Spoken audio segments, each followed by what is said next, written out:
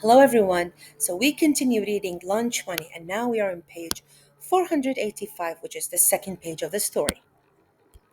Greg knew why sales were increasing, a word of mouth. Kids had been telling other kids about his comic book. The cover illustration was powerful, the inside pictures were strong, and the story was loaded with action. The title was Crayon Return of the Hunter, and it was Volume 1, Number 1, the first, the very first of their chunky comics. So that made it a collector's item.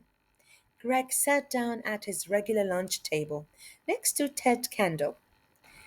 Ted nodded and said, Hi, but Greg didn't hear him. Greg picked up his sandwich, took a big bite. He chewed the warm bread and the soft cheese, but he didn't taste a thing. Greg was still thinking about the sales, about sales. 1550 in 3.5 days? Not so hot.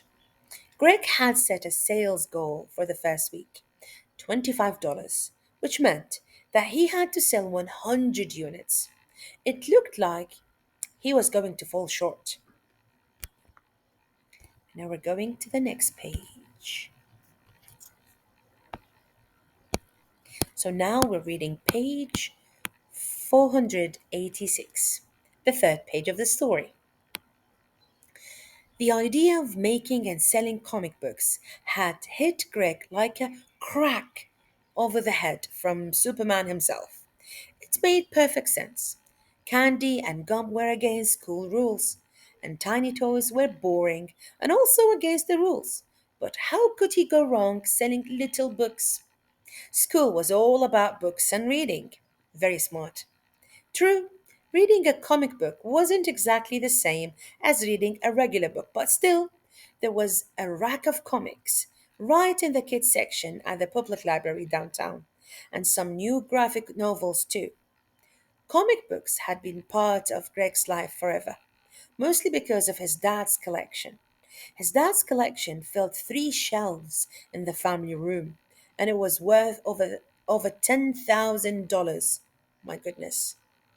Once Greg had shown he knew how to take care of the comic books, he had been allowed to read and look at them all he wanted. Greg had even bought a few collectible comics of his own, mostly newer ones that weren't very expensive. And you could tell he's mesmerized as he's reading um the comic book.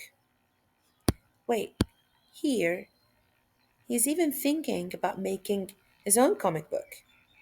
See, the illustration enhance my experience as a reader. And that's why illustration is very important. Okay, this is our lesson for today. Take care. Bye.